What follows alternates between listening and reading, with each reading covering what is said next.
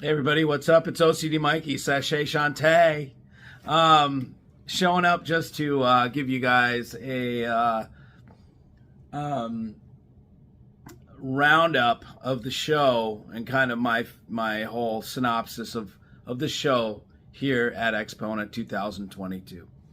So for me, in my experience, with my experience,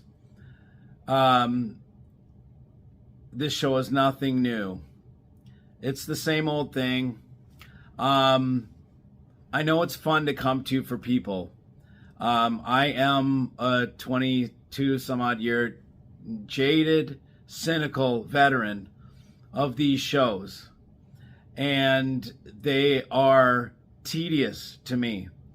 And because it's the same conversations pretty much with a little bit of variance, and nothing really revolutionary or innovative or different or exciting. A few things that did stand out to me that I will mention right now. A couple things are Ralph Karsten of Atmosphere, a company that makes OTL monoblocks. Big tube jobbers that are huge, that have like 15 tubes, or more, and no output transformer, from a company called Atmosphere. Very well-respected designer. Created his own Class D gallium nitride monoblocks that are $5,500 for monoblocks, 100 watts per side.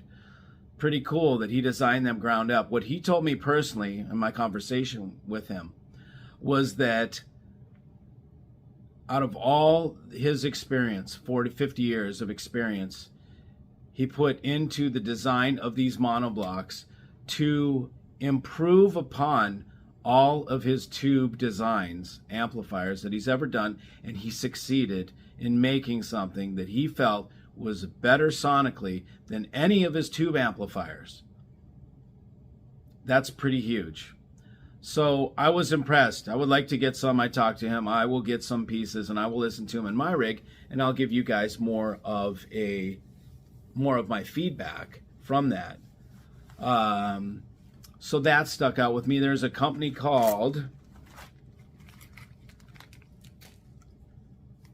Malbork.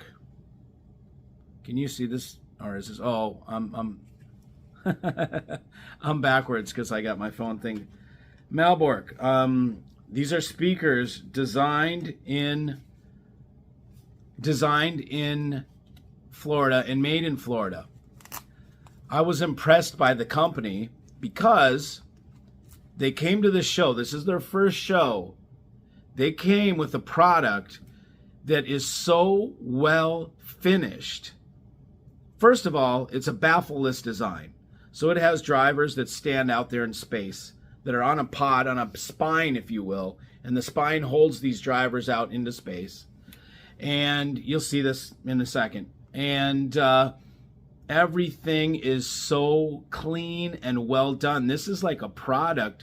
The fit and finish on this thing is like, it is production. Not only is it production ready, it's refined production. This looks like they've been making it for 10 years.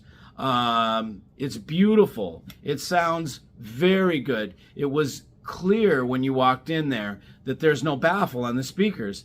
There is a certain sound. It's very similar with planers, but this is even more so. It's just like sound in the middle of space because they're just drivers that are out in the middle of space.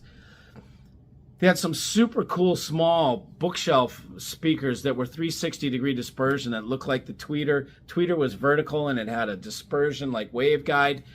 It was so cool. And these speakers, both speakers, look like they're designed by some guy that's been doing this forever. 19-year-old son of the guy who had the room. It was a father and son. The son designed these speakers, and it's mind-blowing. This is a wunderkind for sure. The kid's ideas, the speaker is phenomenal, and you'll see it. That was extremely impressive to me.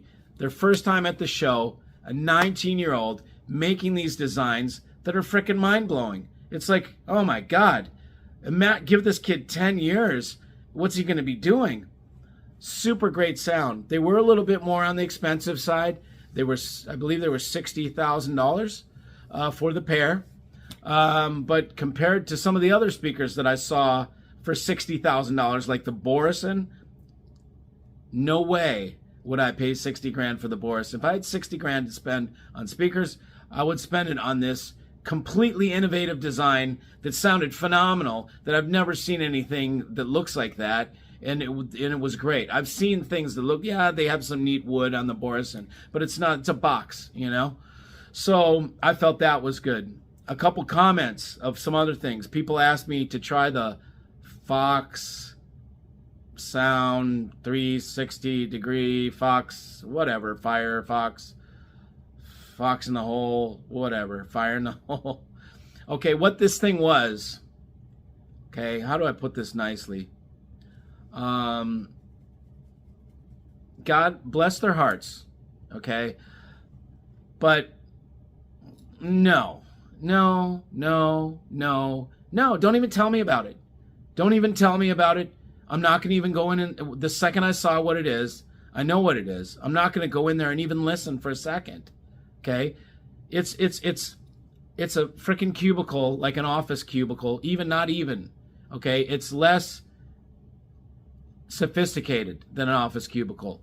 It's like they make a circle out of like whatever it is, like I don't know the material, but it's light and it's foam and or whatever, it's core shit that you put in it. You can probably roll it into a roll, and you roll it all around you, so you have this big circular thing around you with a little walkway. Okay, so it's about 4 foot high. You sit in a chair that puts you, so these walls are up like this, okay? And you have 2 speakers pointing at you.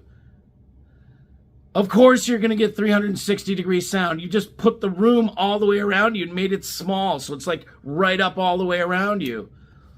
To me, that's not my thing, man. Jeez, come on. First of all, who's going to put a pod like that, a listening pod or listening cubicle, in your freaking house? You're not going to. Okay, and if you do, your wife is going to be like, you need to be committed to the funny farm. You know, what are you back in your little listening podule? You know, you're down there like, peek your head above. You have some soup, honey? Give me a sandwich, you know, while you go back into your little pod. Come on, man. I mean, it's like being a kid and making a fort. That's what the sound is. When I was a kid, I made a frickin' fort. We put a tune box at the front, and that's what it sounded like, you know? So, no, okay? No. That's all. I'll just leave it right there. I listened to the Sonus Faber Boulder Room. That's one thing I guess I could agree with Jay on, is that I did like that sound. That room sounded really good. I like the Sonus sound with the Boulder amp. I did give Denon and Polk Audio a chance, and I went into that room. Normally I would blow right past it, but there was a $4,000 rig, complete system. The speakers were Polk Audio. They were like $900 speakers, and a $1,500 SACD/DAC. It was a transport and a DAC, and then a $2,000 amplifier. So everything all together was $4 grand. And it didn't really image, and it sounded kind of like nothing special, okay? But for a starter, I would totally recommend. For a person starting out in hi-fi, I would recommend that. He played it loud, and he played some rock, and it was totally clear. It did not break up. It didn't sound, it held together. I was surprised by how loud it played and did not distort. So you may look into that. I don't even have the model numbers, but it's probably the only 2-channel Denon stuff that's $2,000 and then $1,500 or $1,800 or whatever for, it's $2,000 and $1,500 or $1,200 because it was $4,000 altogether. So that was pretty impressive for 4K for the complete rig. That's a great starter rig. Just wanted to give you a wrap up on the show today, and the whole show in general. Those were the things that I found that were interesting. You will hear more about some of them. because I will be talking more about them and probably do some videos. So thanks for joining, and I will see you guys later. See you.